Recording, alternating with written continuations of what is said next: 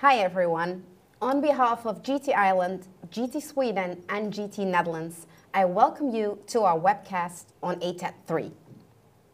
It is with great pleasure that after these years of not meeting physical and not meeting in person, I am here together with my colleagues Sasha and Henrik to present this new webcast on ATAD 3 to you. Today, the agenda will look like as follows. We will start with providing you with a little bit of background on the ATAD 3. Then we will talk through the current status, what the classifications are to be determined as a risk company, something on substance requirements, what the consequences are if you do not meet those substance requirements. Sasha will be talking on other EU reporting requirements. We will then be discussing some examples to give you a flavor of how it works out in practice. And we will end with some guidance and anticipation. There is at the end a Q&A, but feel free to ask any questions in the chat when your questions arise. Also, it would be greatly appreciated if you could answer the survey, which will pop up after this webcast has finished. Now, on to the webcast of today. Henrik, how are you doing? I'm doing fine, thank you. Great. Great it's to be here. lovely having you here physically. Would you mind telling us something more about the background of ATAD 3? Absolutely, Monique. You could say that why are we getting new legislation on tax avoidance? The last 10-15 years, the public acceptance has shifted dramatically. It's no longer okay to not pay tax in the right jurisdiction. The credit crisis of 2008 was a really game changer to that. And you could say that it became very evident on behalf of large multinationals through the hearing in 2012 by the Public Accounts Committee in the UK. That was in 2012. And basically also the fact that we have now a sustainability thinking around how we run our businesses, that becomes more and more important. The public acceptance is no longer there for tax avoidance. But I would like to quote Ms. Hodge from the committee. She was the committee chair. She said the iconic words, "We're not accusing you of being illegal, we're accusing you of being immoral." And that's really showing. So moving on, let's step into the background on today's topic. Many of you are probably aware of the BEPS project. BEPS stands for base erosion, profit shifting. Basically leaving the right amount of tax to tax in the right jurisdiction. That was an initiative by the OECD, launched in 2013, the final report in 2015.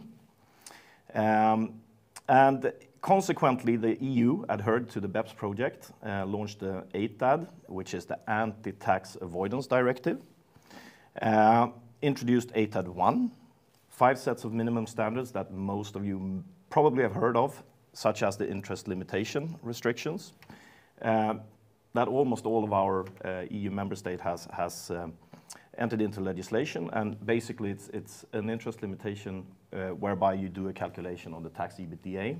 You are most probably aware of that. ATAD 2 followed, rules for hybrid mismatches. This is quite a technical legislation, but simply put, if you make a deduction in one country within a group of companies, and you have a transaction with a group company that is abroad, and you make a deduction in one company and you're not taxing it in the other jurisdiction, you would say that that would be in hybrid. So that directive aims towards finding these artificial structures where you have a hybrid mismatch. But today, we're talking about ATAD 3, and it obviously targets abusive use of companies with very little substance. And that's what we're going to try and sort out today. So, you could say that the current status of the legislation is, it came as a Christmas gift to us as tax consultants on December 22nd, when we were in the midst of buying Christmas gifts and so on, but then it came. It's supposed to be transposed into domestic legislation as at 30th of June 2023. And it's proposed to take effect from 1st of January 2024. There are a lot of clarifications to be done. Some of the issues in the proposed directive is hard to understand and so on. So a lot of countries have filed to the European Union questions on that they want clarifications on certain things in the directive. So we'll see where we end up, but it's proposed to take effect from as I said, 1st of January 2024. But why are we discussing it now, you might ask yourself. The 2-year clawback rule, it's extremely important. When the legislation will enter into force, as at 1st of January 2024, you are looking back 2 years in order to determine whether or not you are a risk company or if you are a shell. So it's really transactions taking place from 1st of January 2022 that we need to scrutinize. It's quite harsh, actually, right? Yeah, so having absolutely. that clawback with all this uncertainty, but then again, it's already the situation as per 2022 is already relevant, though we have so many questions still. Absolutely, and that makes it, of course, difficult for us as tax advisors as well, because there are a lot of open questions. But we know that transactions that we will describe now, which transactions will be caught, we need to check them from right now, I would say. Correct. So the steps of ATAD 3 is really consistent of 7 steps, but when we have been discussing, there is a step 0 in our view, and that is the step where you see if you're exempted from the legislation as a whole. Then you do not even go into the gateways, the reporting, and so on that Monique is going to describe for you.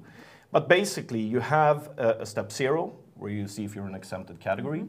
You step into the gateway test if you're not exempted. And that is really the classification as a risk company. And then you report your substance. You're under a reporting obligation if you are a risk company.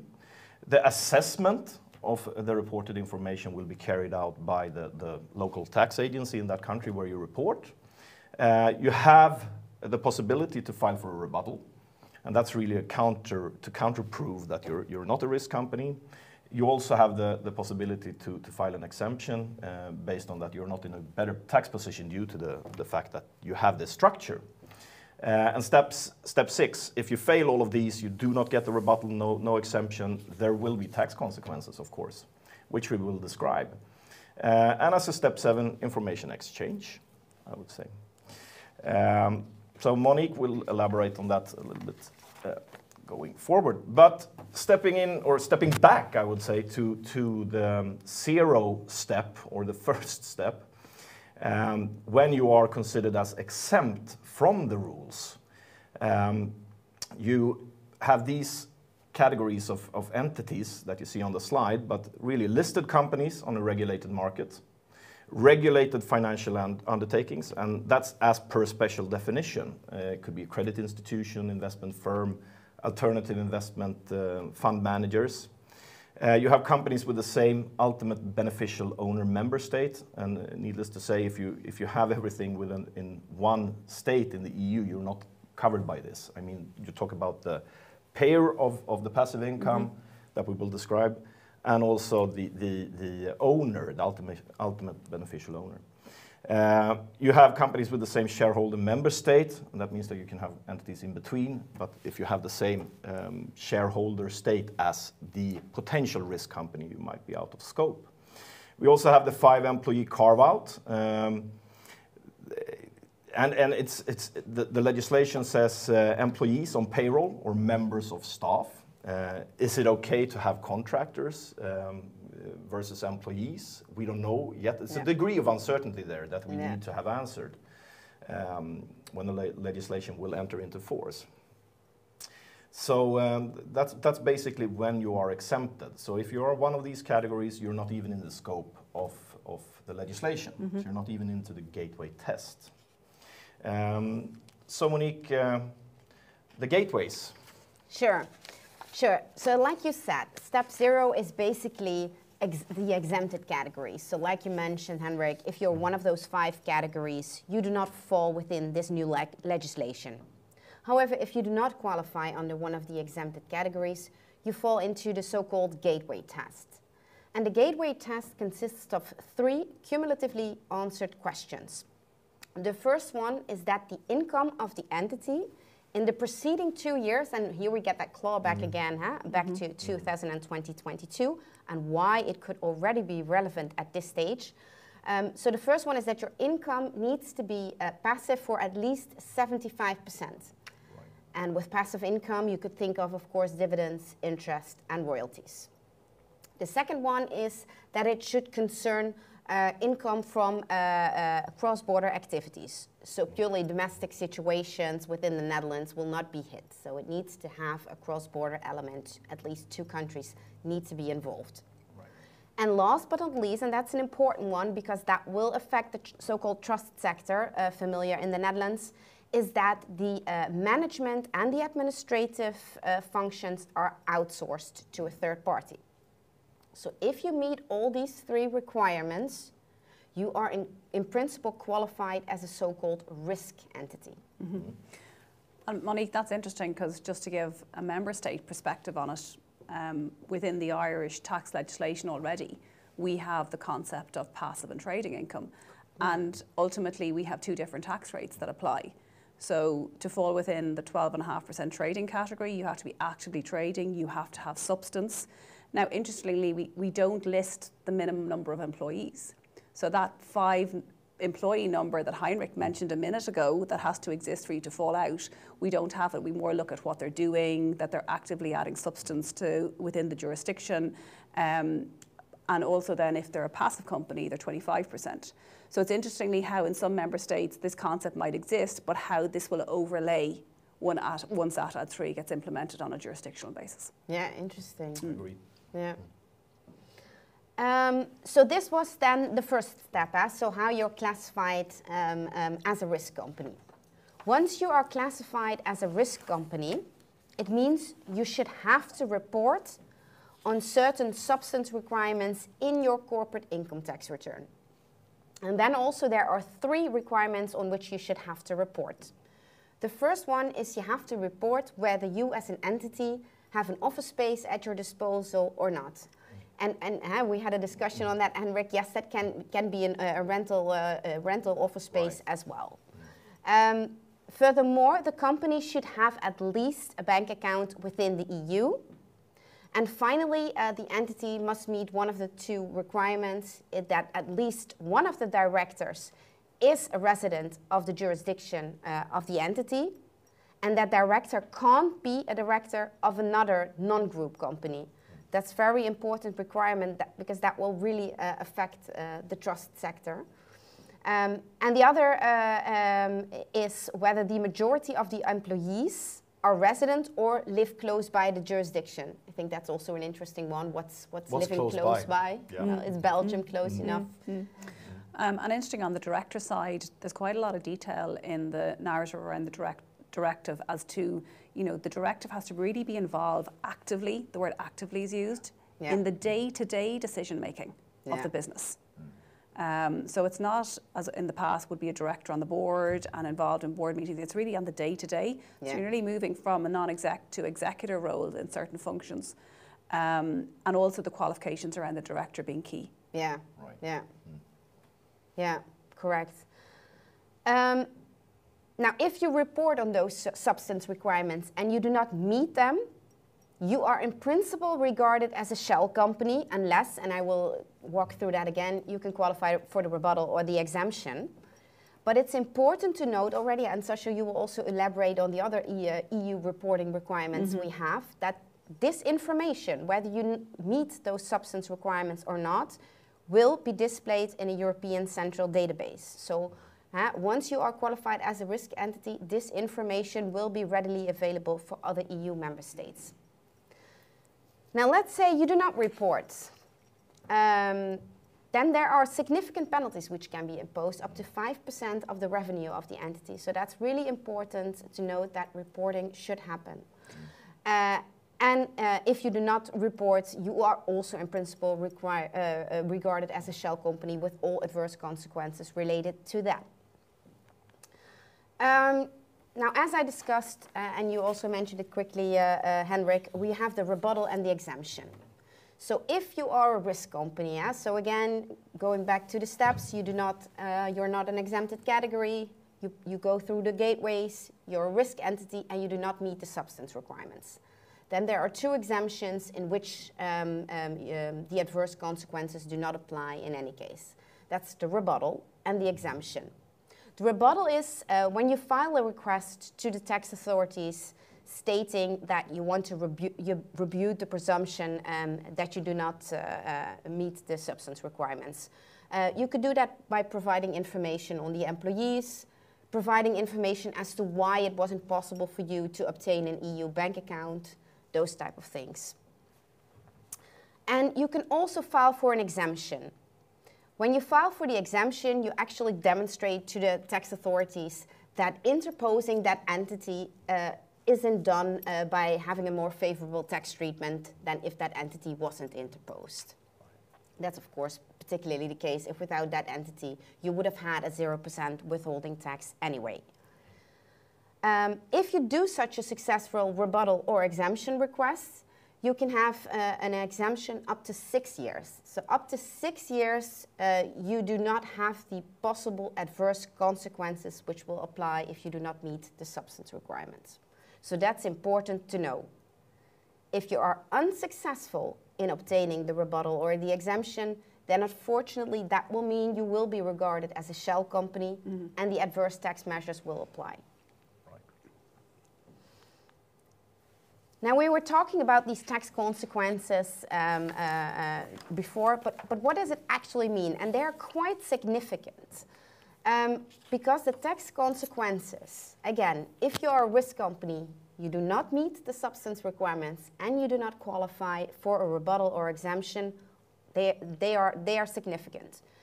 The parent subsidiary directive and the interest and royalty directive are denied. Tax treaties are denied.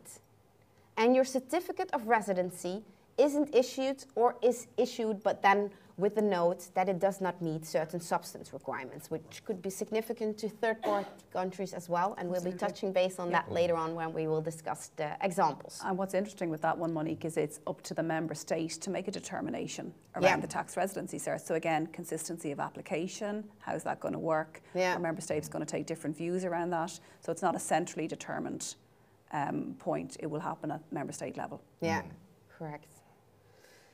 And well, how does it subsequently happen is also interesting. So how do the rules subsequently apply? And it's nice to see there the relationship with ATAD 2 also, where you have two ways in which you can apply those adverse tax measures. The one is the shareholder state rule. So the shareholder state will include the income as if the shell company doesn't exist.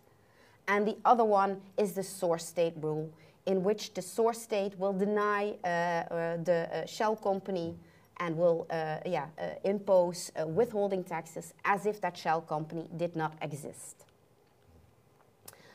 On to our next part with respect to the exchange of information. So we discussed, of course, again, to claw back, you're a risk company, you do not meet the substance requirements, and you do not have a successful rebuttal or exemption, then the exchange of information will occur. And as mentioned before, and you will touch base on that also, Sasha, this information will also be exchanged if you do meet the substance requirements. So in any case, once you're a risk entity, you file your corporate income tax return, you answer the questions on substance, and that information is exchanged in an online EU database, which is accessible to other EU member states.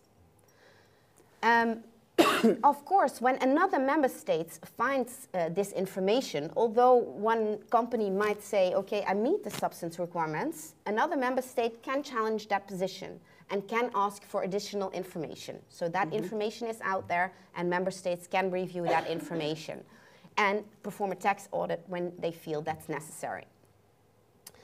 What's also important that this exchange of information will happen no later than 30 days after which that information has become accessible to the tax authorities, so when you have filed your corporate income tax return. Well, Sasha, that was quite a bit information on an exchange of information, EU databases, but this concept of an EU database with information is not new. Would you please tell us something more about the current EU reporting requirements and how that feeds in with ATAD 3, which we'll have now? Yeah, so ATAD 3 obviously is going to mean there's a huge amount of additional information available across all the tax authorities and the visibility that gives them. But as you said, this isn't a new concept. We've been dealing with this obviously since the OECD BEPS action plan, and we've seen a number of European administrative cooperation directives come into force since 2013. Very much the focus of that obviously is to drive transparency and to allow tax authorities have visibility cross jurisdiction and not operate in the silo impact or the silo structure they would have operated in the past. A lot of the DACs, as we call them in summary, is not just EU to EU transactions, but as we'll talk through in a minute, EU to outside the EU. And also with some of the directives that have been implemented, it's real-time reporting. And as we're seeing here, you know, the timelines around the requirement for member states to report in a pretty short space of time is just increasing. So that has impact on taxpayers, how they manage their affairs, and the information that will be available and be exchanged. So if we move on and look maybe at where the DACs have originated from and really where we are today, and it's just continuing. We obviously started in 2013, which was DAC 1, which was an exchange of information really between tax authorities. Then in 2016, we moved to DAC 2, which brought in the financial institutions and the disclosure of certain bank accounts that member states had to disclose to other member states where that bank account holder may be resident. We then moved on, obviously, to the tax authorities exchanging information around rulings and APAs, and we've seen some of the court cases that have come out of that and how that has been impacted and some of the challenges. And I suppose one of the real game changers was in 2017 around CBCR reporting. Yeah. Again, driven from BEPS Action Plan 13, but again with a real focus on transparency. And obviously now parent entities disclosing financial and performance information on a jurisdictional basis right across their multinational groups. But also the requirement in member states and in the jurisdictions to file a declaration that their parent has filed a CBCR report. So again, the chain of visibility between the tax authorities is consistent and growing on that basis. And then one of my favourites, as you know, DAC 5, but DAC 6, I have to say, one of my favourites. We all love that. Yeah, we all love that. But that has brought us as advisors into the mix. Yeah. So the requirements on third parties to be involved in the disclosure process is only growing. Obviously, we've seen with DAC 6, it came into place in 2020, but it had a look back to 2018. Through our Grant Thornton European Collaboration Group, we've seen a lot of reporting on transactions that would have happened between 2018 and 2020. Not so much since 2020. And again, that'll be interesting for ATAD 3 with a 2-year look back versus moving forward. How will that affect how groups change their structures and what they're actually doing and how they categorise these transactions? But the big thing that we've seen with DAC 6, the directive obviously detailed a certain amount of information, as does ATAD 3, but then the jurisdictions have taken different interpretations. Yeah. Okay, and very different treatment. We've seen penalties in Poland, for example, nearly 2 million. I know, for example, in the Netherlands, Monique, it's pretty significant, nearly more than 800,000 euros. Yeah.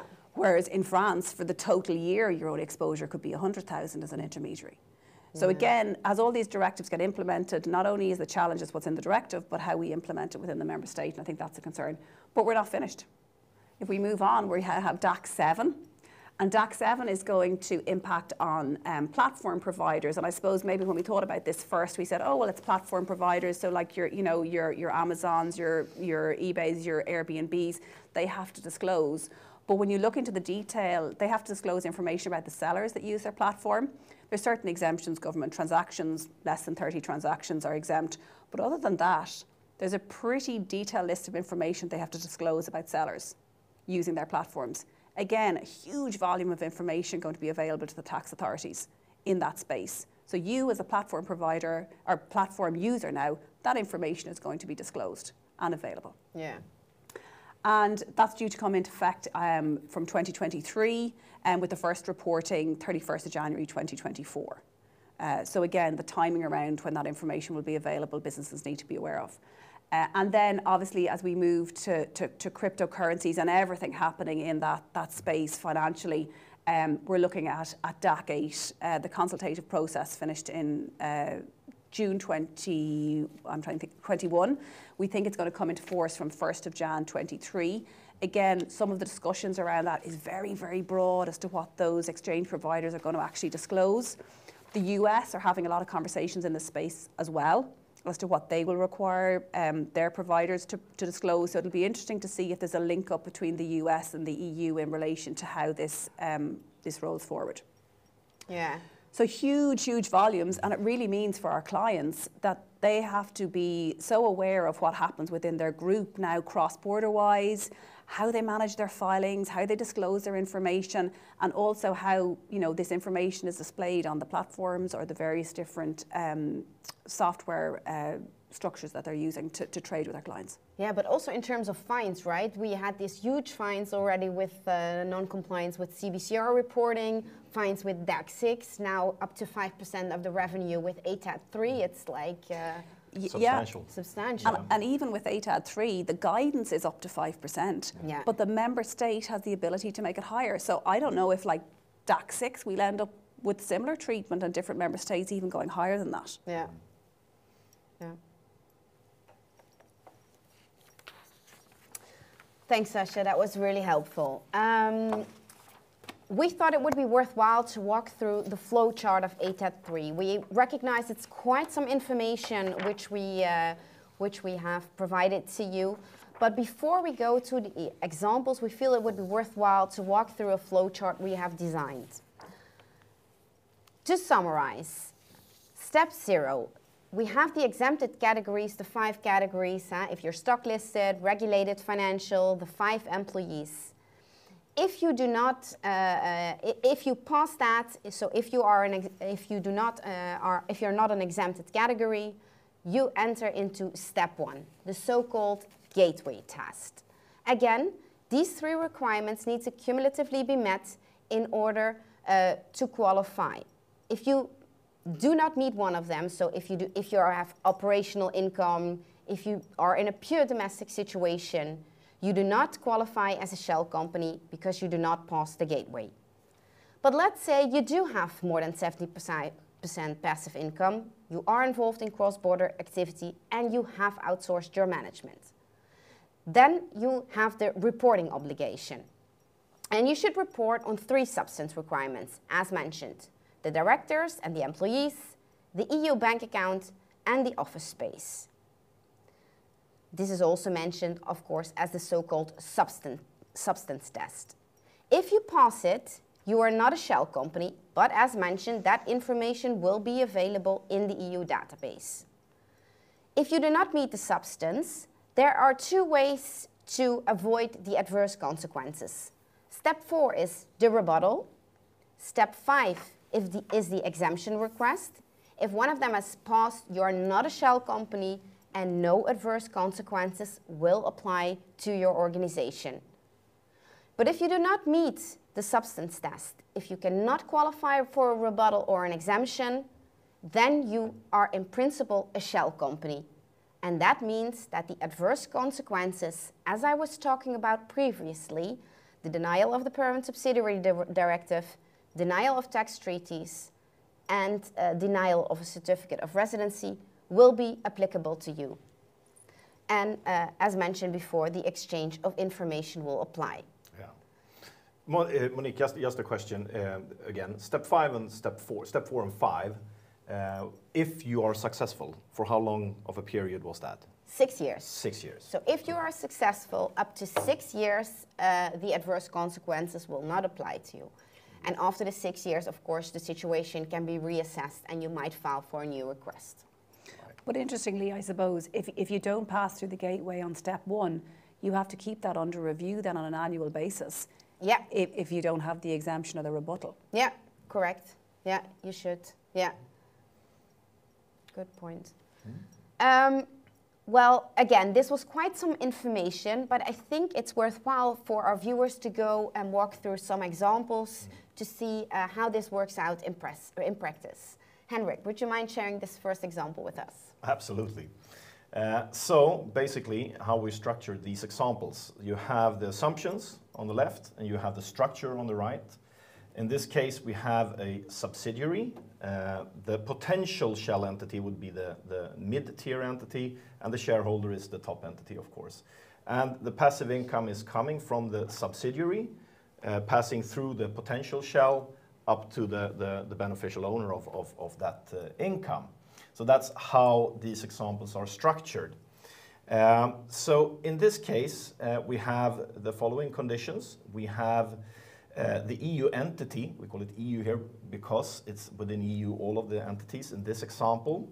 The EU entity's income is 80% passive, and it's a cross-border transaction. It's different countries where these entities are located.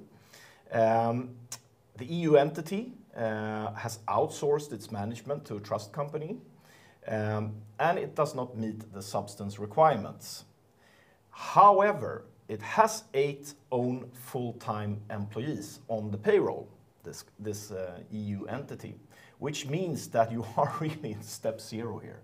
You're in the green.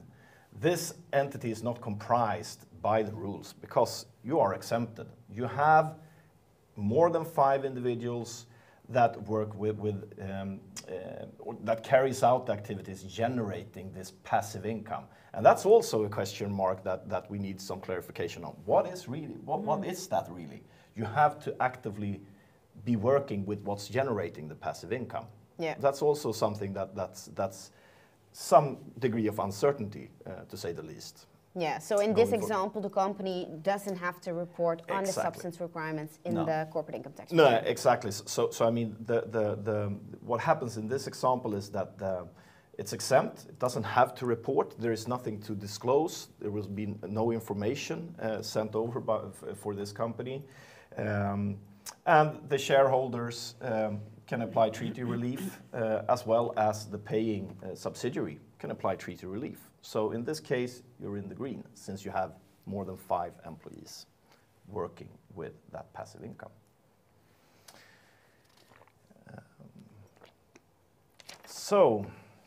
Monique, example number 2. Yeah, perfect. So here we have the following situation. We have an EU entity with a 60% operating income. The entity did outsource its management, and it does not meet the substance requirements. Well, we enter here step 1, the gateway. So we did not have an exempted category because that was your example. So now we go to the gateway test. And as you might recall, one of the requirements of the gateway test was the 75% passive income.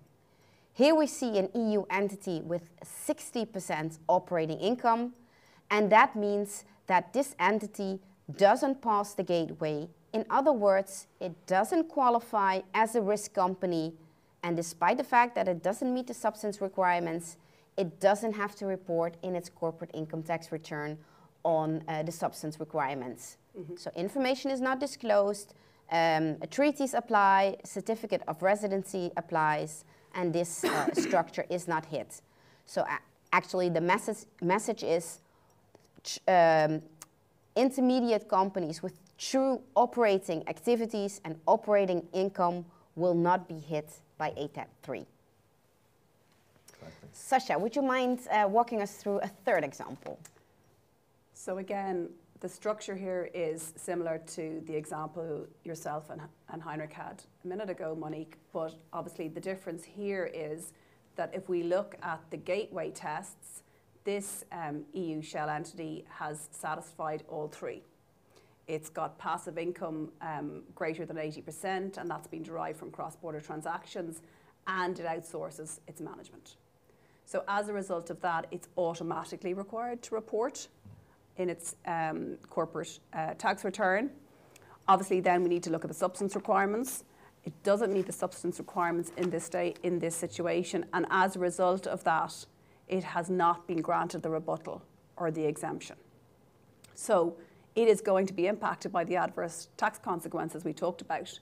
So the upward streaming of payments at the EU subsidiary level, the impact of that is that unless the EU subsidiary can identify that the top EU shareholder is EU resident, because in that case the parent subsidiary directive could apply from any payments from the subsidiary to the shareholder, then domestic legislation would kick in if the directive doesn't apply, and you would look to see whether under domestic legislation there's any requirement to withhold taxes on that outbound payment. Interestingly, even though the EU entity in the middle is a shell entity, it will still be required to make its returns. It's tax resident in the jurisdictions. The impact of ATAD 3 hasn't changed that. And obviously under national law, if there's any requirement for it to pay any tax, it will be required to do that. At the EU shareholder level, the impact is that ultimately it's deemed to receive the payment directly from the EU subsidiary. And has to, when the payment is made up to the shell entity, it needs to recognise that in its own tax return at the same point in time. Now, obviously, it may be able to take some tax credits for underlying tax paid at the EU subsidiary level, but again, that depends on domestic legislation that needs to apply. And it also may be able to take some credits for any tax paid at the shell entity level. So there's quite a lot there of considerations for the EU shareholder in relation to how the disregarding of the shell entity within the structure is going to impact it. Yeah, I guess that's a good point. That is actually what's happening, right?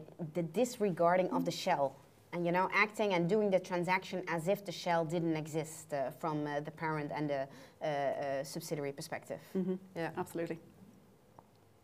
Henrik, would you mind walking us through the fourth example? Yeah, absolutely.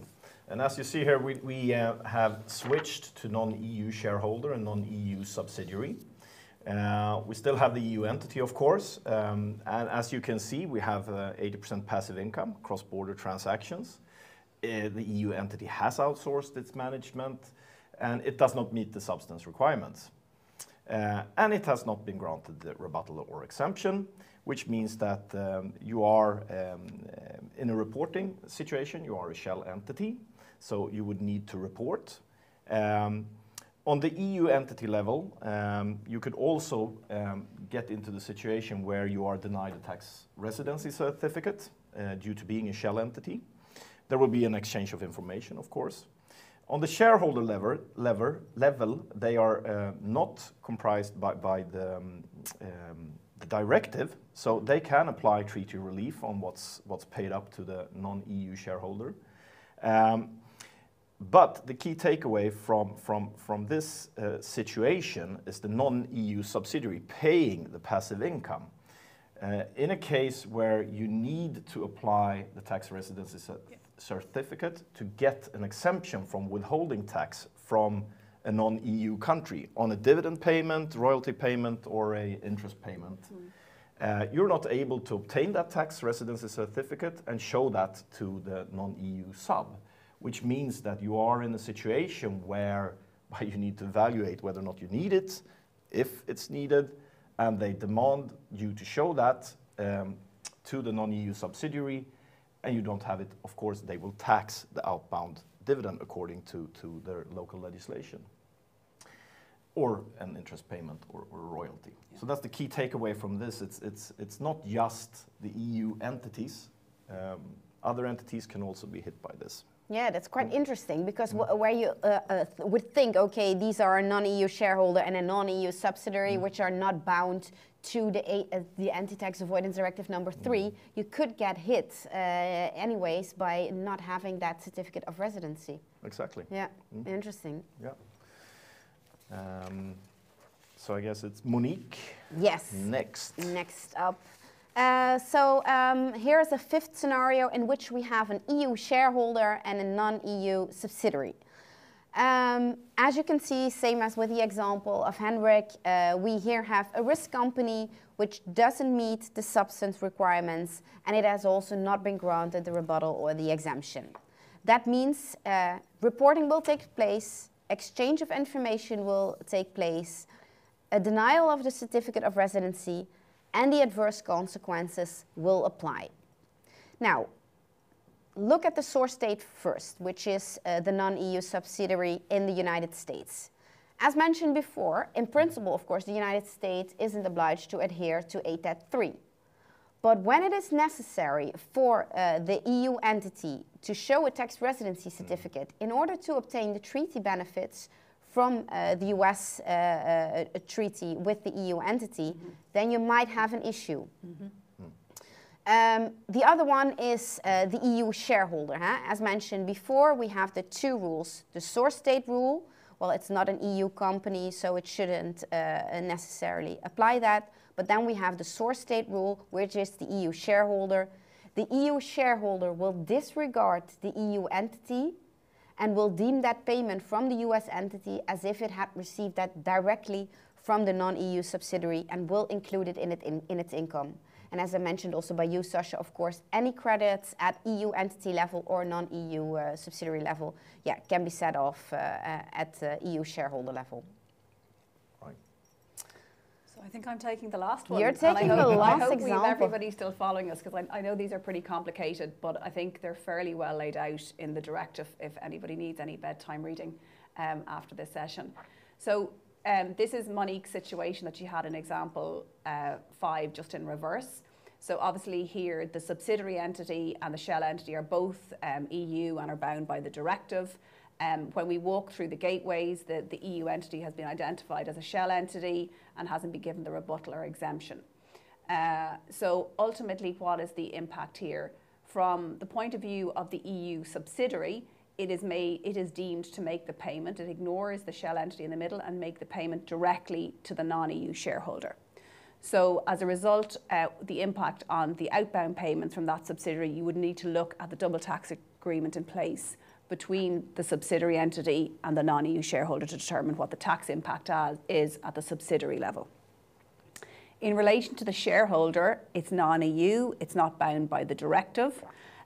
So technically it can still recognise that it has received the income from the EU entity and may apply obviously the double tax treaty that exists between those two entities. However, within the directive, it does say that the non-EU shareholder may consider that it has received the income from the EU subsidiary. But however, there's going to be further conversations before the directive is implemented. But obviously the non-EU shareholder is not bound by the directive, but it'll be interesting to see where those conversations happen and whether at an OECD level we see something happening in that regard as to how the directive works out. So I think that's the examples we're finished with. Maybe if we move on. So really, I suppose, what are we saying to people who have spent the time on the webinar with us for the last number of minutes? Ultimately, this is coming into force. It's very clear that the EU have thought through it. It's going to be in force from 1 January 2024, but with a look back to 1 January 2022. So from the point of view of looking at those gateway tests, ensuring you have the documentation in place, and when we talk about documentation, we say to clients it needs to be contemporaneous documentation. So documentation that shows this is happening now, today. What are your employees doing in that EU entity? What are your directors doing? What do the contracts say? All those things are really, really important. So within your group, whether even within your own jurisdiction, if you're not caught by this, you need to look at your group as a whole and really consider where this could impact. Obviously, there's going to be impact for the trust sector from the point of view of they provide a lot of those outsourcing management services, and how is that going to be viewed? And I think a point we made earlier, Heinrich, was that when you look at the director can't be employed by any other entity outside the group. And we. Yeah, and that's interesting because, I think in Ireland and probably in your jurisdictions, we have really, really well-qualified people who act as directors on lots of different companies at a non-exec level. But that's really not going to work here. No. It's very restrictive. That's much more in your jurisdictions than in Sweden, but still we have it as well, but a lot more. So it's interesting. But it seems restrictive, but again, we're just going to have to wait for some of this detail and how it rolls out. So I suppose our advice is, don't wait until January 2024. I think we've given lots of information today. Take it away, look at it, consider whether there could be an impact. Interestingly, with my real estate tax hat on, I think non-resident landlord entities are going to be caught by this structure. A situation where you'd have a Lux company owning property again in Ireland or Sweden or Holland. I think when you look at the rules, they're potentially caught by this as well, and being put in place for various different reasons over time. So it's quite broad, isn't it really, in how it's capturing things and how it's working? Yeah. Absolutely. We also here have a question of the viewers, and I recognize that's a challenging question, but we saw how, of course, Pillar 2 was supposed to enter into force, or is supposed to enter into force still, as per January 2023. We see some resentment there, some delay, and whether that pillar will make the finish line, so to speak. What is your view on ATAD 3 and making it to the finish line? Any thoughts on that from one of you? It's from my point of view, I must say it's a lot of questions that are still open, but it's very clear. I think it's going to be a lot of discussions, and I know there are member states that have different tax systems than maybe Sweden and Ireland and the Netherlands have. So there are so many uncertainties. So needless to say, it might take time, but I think it's still very clear, more clear than the pillar solutions. Yeah, I think the pillar solutions, there's so many nuances in the calculations and how it's going to work and the discussions and different accounting treatments. There's huge complications there. But I agree with you, Heinrich. The steps have been very clearly laid out in this directive. You know, we've been able to, you know, put that together today and show that, and we're in the middle of 2022. So I don't see a reason why this is going to be dedelayed in any shape or form. And also, if you look at the DAX, of course, they all made the finish line. There wasn't any delay there. So I'm quite